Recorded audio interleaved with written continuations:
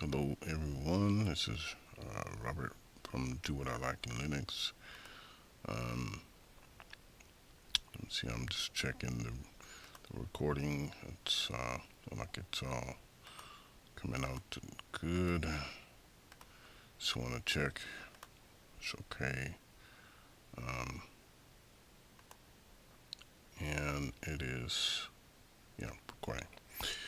So, um, so I just wanted to just kind of let sorry, that goes down. Oh, what can the other thing?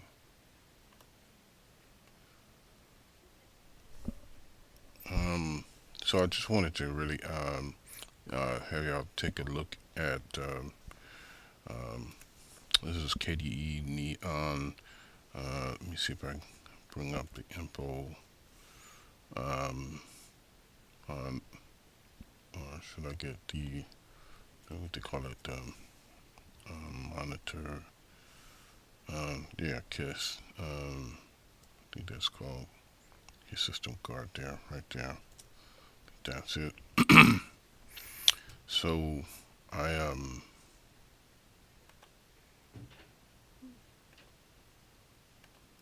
no, I don't think that's showing what I want it to show.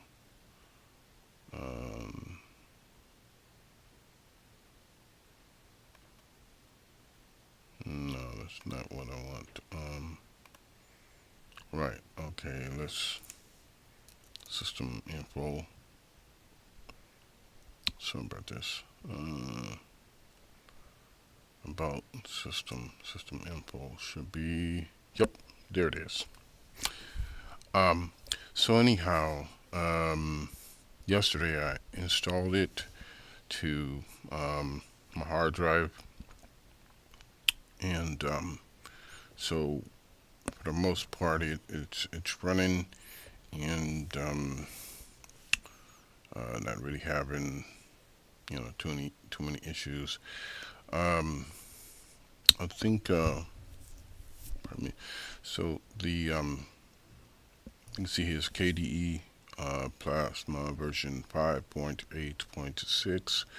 It's KDE Frameworks version 5.32.0 and Qt version 5.7.1 with the kernel version, which is 4.8.0-46.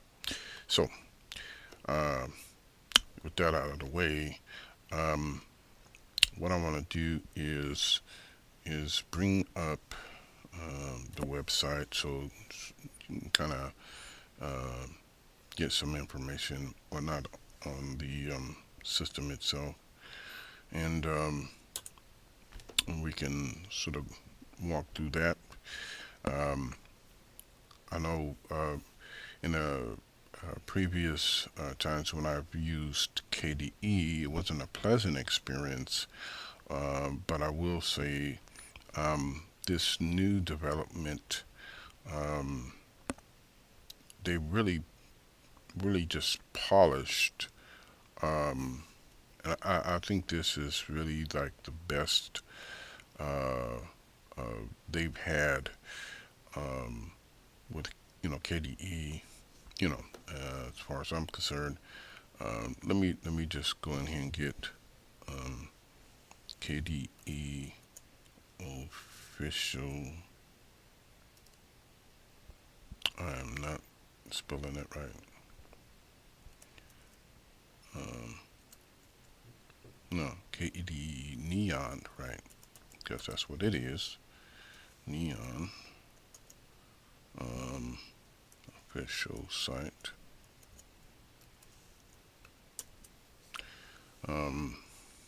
It's a tad bit slow. Oh, I forgot I have to log in. My bad. Hold on a second. I'm in the library, so I have to get my little library card out. So, hold on there a second there, everyone. I'm have to catch the, here's an icon, networks. So astronaut connect. Okay. Okay, it's connected. Good. Okay. So show the login page. Okay. All right. Good. So I'm gonna put in the library card number. This should have been already taken care of. So this will be out of the way. Let's see. I think that is, yeah.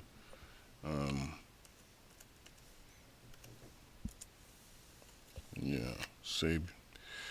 So I don't have to keep putting that in. Try again. All right. So here we go. KDE Neon. Let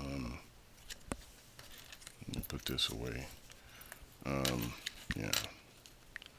So yeah, this is the KDE Neon site. Stop doing that.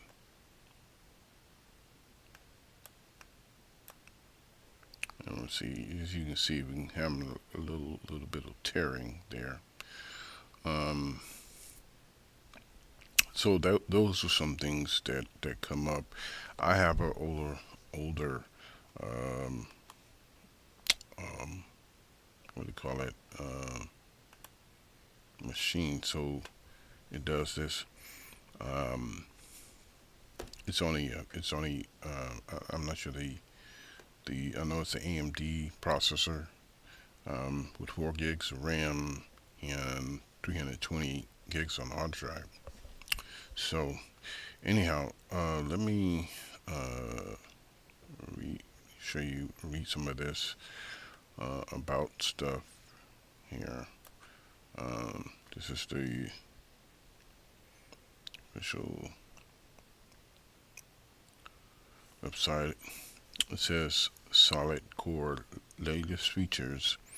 More than ever, people expect a stable desktop with cutting edge features, all in a package which is easy to use and ready to make their own. KDE Neon is the intersection of these needs using the stable Ubuntu long-term release as its core, packaging the hottest software fresh from the KDE community ovens. Compute knowing you have a solid foundation and enjoy the features you experience in the world's most customizable desktop. And I totally agree with that. It's totally customizable. I've used different what do you call it, desktop environments, and with KDE, you this environment definitely is customizable. I've already pretty much did my customization. I'm using this. I have 2 profiles on my desktop. One I'm using just for something like this, doing a recording, showing off different features of it, and or if I was going to show a different Linux distribution, I probably have it on a USB where everything would pretty much be default, so the viewer can see pretty much what it looked like once it's installed on your system. So let me get back here. Long term. Now where did I? Okay. But I stopped off customizable desktop. Yeah, you should use KDE Neon if you want the latest and the greatest from the KDE community, but the safety and stability of long-term support. That's what that LTS stands for, long-term support release. And when you don't want to worry about strange core mechanics and just get things done with the latest features when you want your computer as your tool, something that belongs to you, that you can trust, and that delivers day after day, week after week, year after year. Here it is. Now get stuff done. So that's sort of the introduction there. It says make computing your own with the Plasma desktop. So there it is. Down here they have places on Twitter where you can get social with and this is actually new. Um, they have a developers edition. They have KDE.news. They have Planet KDE, and also they have KDE Slim Book. So it says here that you can get KDE Neon preloaded on a sleek and elegant device. So it's I guess a some kind of like a desktop book, or I forget the correct name and term for it, but just like with Apple, you have the iBook. So this is very similar. Okay, it's just more than the sum of its parts. If you enjoy the latest KDE software and want a machine tailored to run the Plasma desktop, this 13-inch KDE branded aluminum travel companion, that's interesting because most computers are not running aluminum, which is interesting, companion is for you. Available with a range of options for memory, CPU, and fast SSDs. You can customize this machine as much as Plasma desktop. So, something the Linux community has needed for some time from Tech Republic.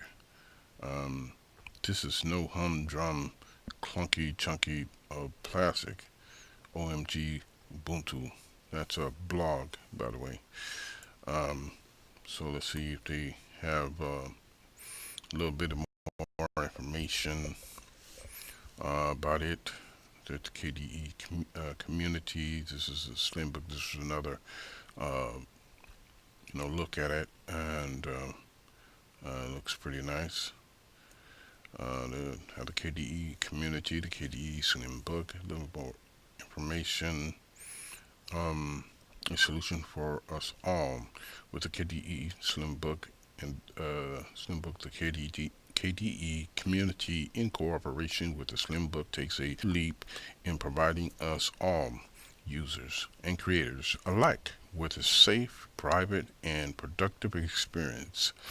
We combined the productive environment of Plasma, KDE applications, the technology advances and KDE frameworks, and the agile pace of the KDE software releases with the Slim Book hardware in a unique cooperation to bring you the KDE Slim Book.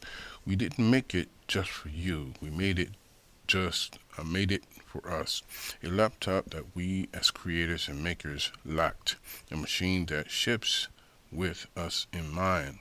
Private from the first boot, secure for all users, and where productivity is its main focus. A machine for creators. Yes, if I had the money, I'd probably buy it. I think I really do like. Let's see, it talks about the operating system. KDE Neon. We'll talk there. So this is more over people. Yeah, we read through that. So there it is. So let's get to the desktop and see pretty much what this has to offer. So let's go there. Yeah, close the tabs. Yeah, that's fine. Just close it. So, anyways, you can see how how that kind of dropped out of there. All right. So anyways, this is the desktop. Look here. You have the networks stuff right here, right? You have battery power, brightness, dark, and then you have power management. You can see mine is charging, which is at 31%. So that's cool. And then you have the volume and applications, which is doing a capture from the the capture program, which is vocal screen, which you seen already. Go back down. Oh, minimize. Wow. So let me see. Yeah.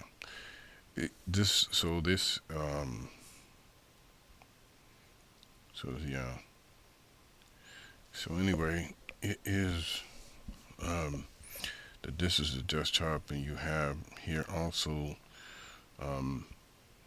the I think this calendar. A lot of it is pretty fairly new for me. Um, I never really how do you say took it for a long test drive on the for a long time, where you get to see what you know the desktop is about and what it can do.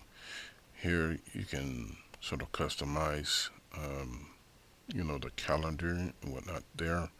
You can There's available calendar plugins for the holidays, show week numbers and whatnot.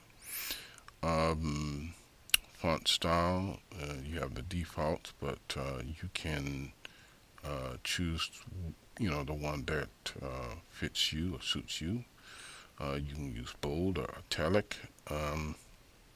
So that's, again, going back to what they said about customizing.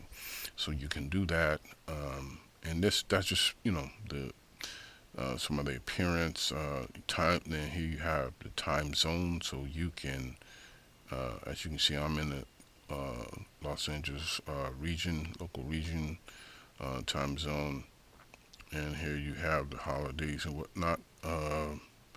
And you have keyboard shortcuts, which there are none, but there it is. I mean, you can do some customizing.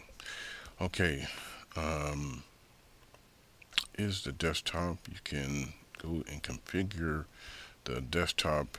Um, you have some. Now, it doesn't come with this many um, wallpapers. It comes with one, the one that you see. But I downloaded them. Okay, um, I actually went into the package manager and got them, but I didn't have to. That's just sort of what I was used to with other Linux distributions, going to the package manager. But I knew it wasn't like I didn't know. So um, if you wanted to get more wallpaper, you could go here and click where it says "Get New Wallpaper," and this will come up and give you a bunch of wallpapers to look at, choose from. You can look at them. You click on details, they'll give you some thumbnails as well as a little bigger picture if you wanted to use. If you sort of have a little nostalgia, like about Apple. There's Apple logo. You could do that. You just click on install. Um, and then you close this, and then you click on that, and then you click apply. So, and it would change. It's supposed to change the background. Um, yeah, I don't know why that. Okay, so a little glitchy there, but so you see it. You can change things around. Um, mouse actions here. Um, I think I didn't explain some stuff there, but so they have scale positioning, whatnot. I just leave it at scale. It works for me. Um, but you also have um, centered and tiled. Now, if you have a wallpaper that fits um, then you won't probably, you could do centered if you wanted to, but if you have one that's sort of small, then you could take it and use the tile uh, option there. Okay, so I'm just showing you different options that you have. This is the wallpapers, different ones. um, you can look at it, you can apply them, um, make the background look different. This is the default one that we had.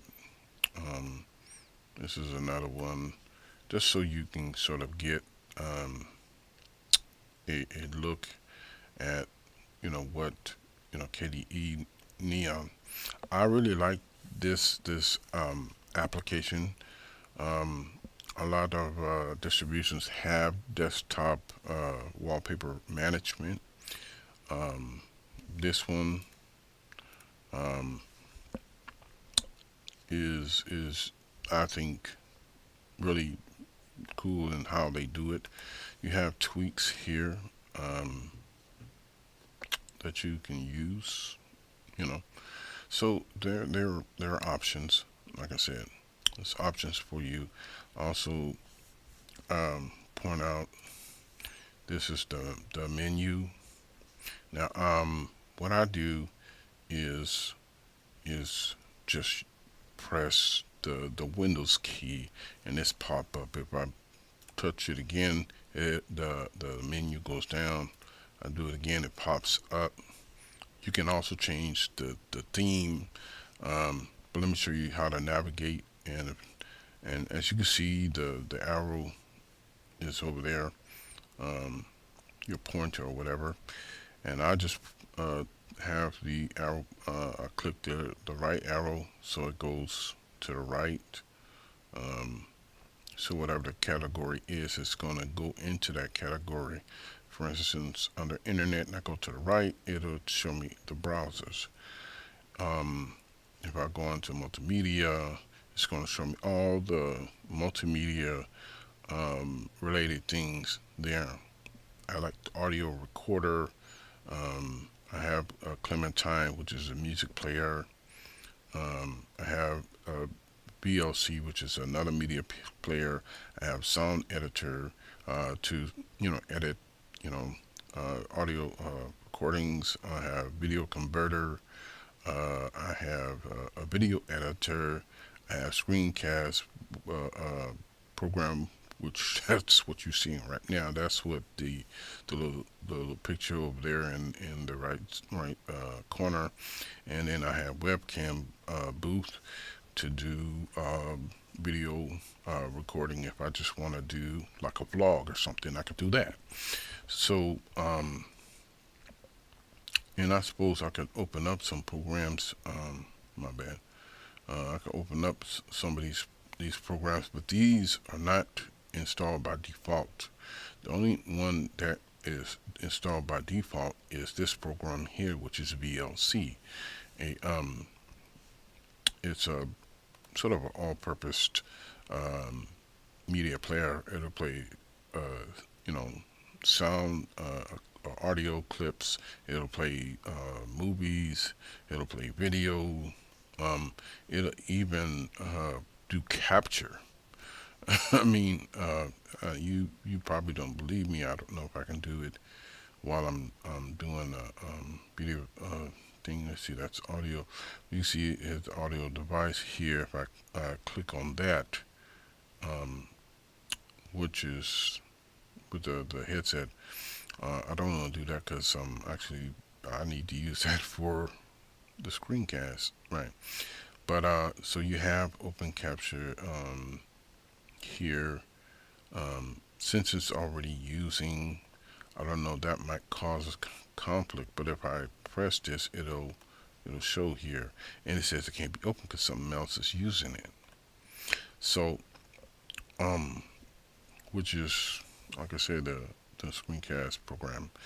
Um, so again, uh, hit the, and what you see here, I do believe this is favorites. You can't see, but over here, that looks like a bookmark thing right there.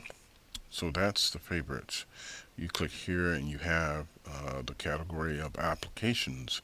And here you have computer, which is like your command prompt. In Windows, that would be command prompt. And then you have the settings, and you have your home folder, root, trash, you know, where you would, if you delete something. So here is history. So it has history of the different things that you were using. Um, you know, so there it is. And let me go here and show you real quick with System Guard, which I brought up before. What this shows is the CPU and how much the CPU is, percentage of the CPU is being used. So you can see a lot of the CPU is being used because it's at 100%. So it's really eating up a whole lot of CPU because I'm doing video and audio at the same time. Um, you know, and I'm not opening any other program.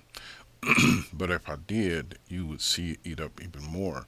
So it's eating up about the memory. It says, well, not too much in memory, but it's a high output. As far as the CPU is, it's a high output. So that's helpful to you. Um, and they have a more detailed process that tell you per program what what CPU, how much each program per CPU percentage per memory. It's using up shared memory, and what the program is. Okay, so so it's a useful um, application. That's a more of a system, like a system utility. Um, so, like I said, this is, like I said, the menu, and this is how you get to some of the different things you have in Office. It only came with this document viewer, right? But I added the word processor, which is from LibreOffice. It's a suite. It just doesn't have installed the whole suite. So what it does have is write a document. So it has that. And this is the writer program here. And you can go here. LibreOffice Help. It gives you some information.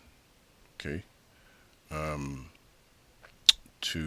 To familiarize you with what LibreOffice is all about, and it gives you a list of contents. LibreOffice Help, and he has what's this. So there's a bunch of information here to sort of start you off. How to give feedback, license information, LibreOffice credits, checking for updates, versions of the the program. So it's a bunch of information there for you to use. Uh, if you want to know, it's there. Okay. So let me see here. So anyways, so I'm just gonna close this out. So you can see here it does work.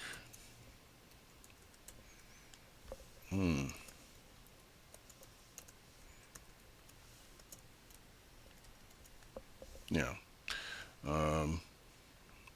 You can make the fonts bigger. Uh, you know, make it as big as you want. Uh, um, if you wanted to add an image, let me see if they got a thing for the image. I forget where that's at. Image. So I click on that. I don't, let's see, go into pictures. So there's nothing in there. So I would have to create a image. I don't know if I can do this. Let me see, cheese. Okay.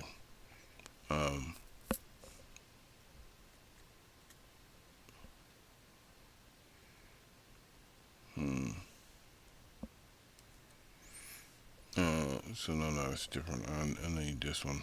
Yeah. So I'm just gonna get I'm gonna get a picture. I don't know if it'll work since I'm already using uh, something that. So it won't. Let me see. So it won't do that. It won't do. Yeah. So it's not gonna work. I was hoping that I could do is download a picture. Right. I can download it. Oh, my battery is running low. Um, Hold on 1 second.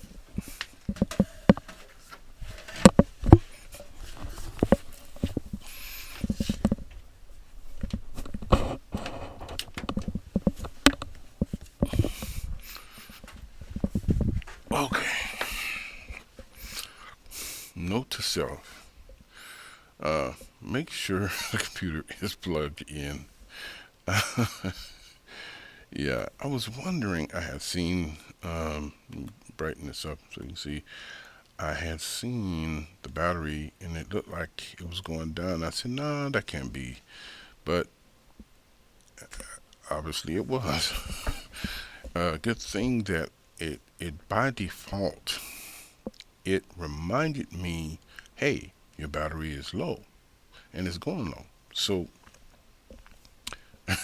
this is good, about the system that it reminds you. So what was I talking about? Right, go get a picture.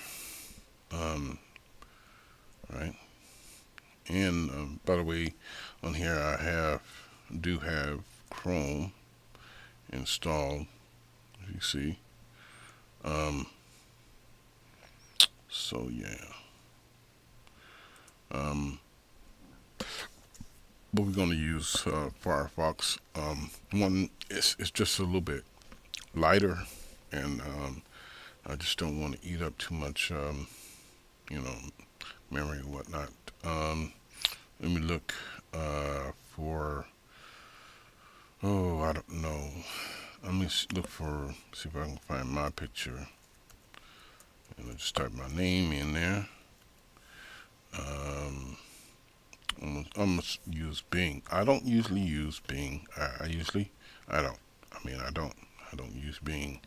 Now, not never, never. Um, so you have a bunch of people here with my name. That's interesting. Um, yeah. So let me do it this way. This is what I'm gonna do here. Is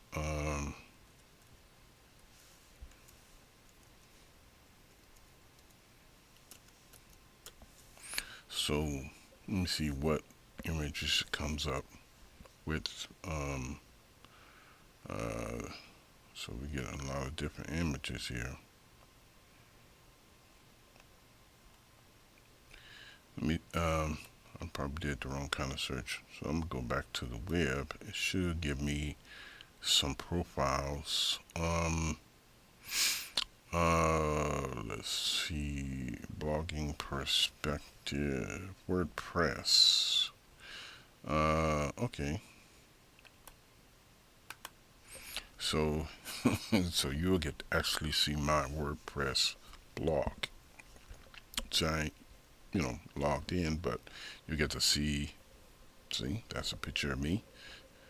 Creatively me, writing, blogging, vlogging, screencasting, just like I'm doing now. Um, I actually was supposed to be getting a picture. That's what. That's what I. Let me open this. See if I can open this up. I don't know if it'll do that. No, this is what I'm gonna do. Or well, this is what the blog actually looks like here.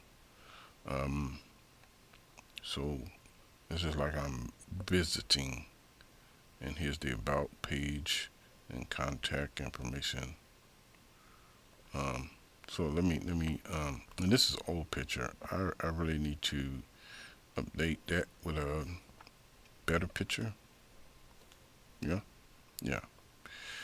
So let me see the image. Um,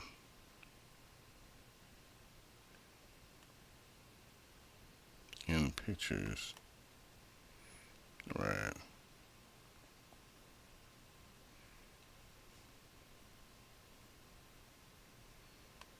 As you can see how it started to work up there a little bit. Okay, so we can click there. It should open the place where the picture was downloaded at, and then I'm gonna go here and close this, and then go to the writer program and go to image and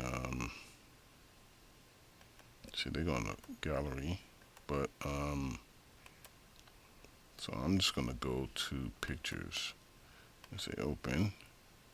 We'll get this one and open it up, and there it is. They've got the picture, and we can go in there and we can save it as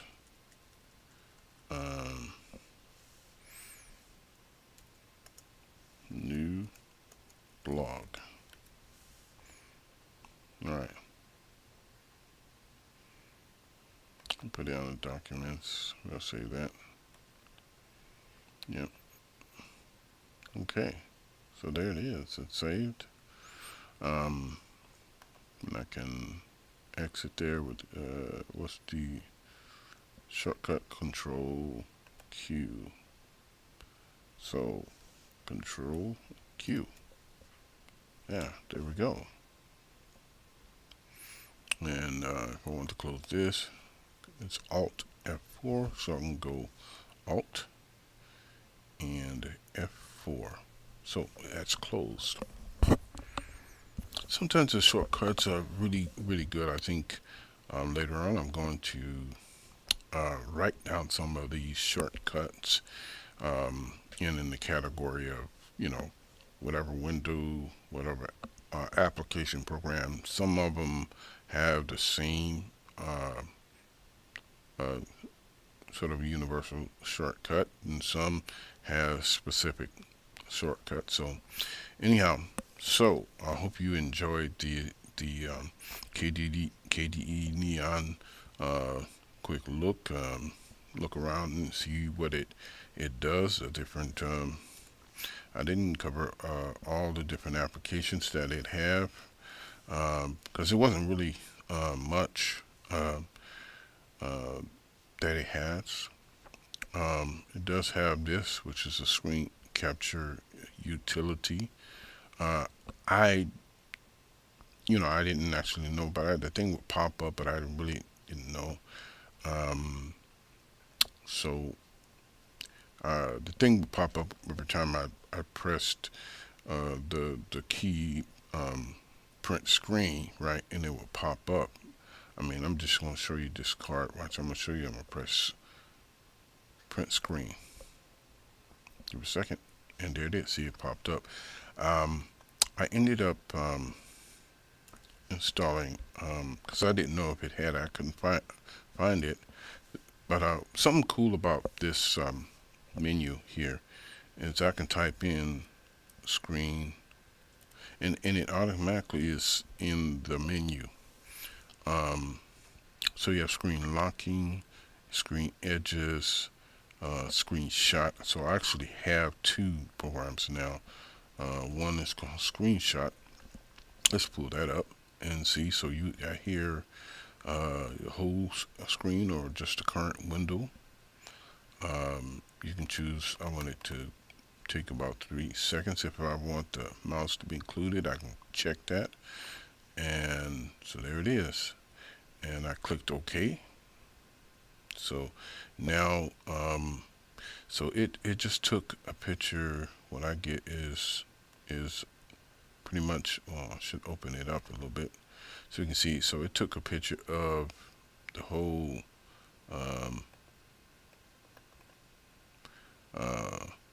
desktop, right? So yeah, so that's cool. So there it is. Let me check and see how the battery's doing. It's at 14% charging, so it's better than it was. You know, it was almost at critical. So anyhow, like I said, this is Robert from Do What I Like in Linux, and so join me for the next time, and I'm gonna try to do, test out some different distributions, or maybe give you some tips or ideas and different things that you can do in Linux. And I appreciate your time, and pretty much that's it, y'all, and be safe.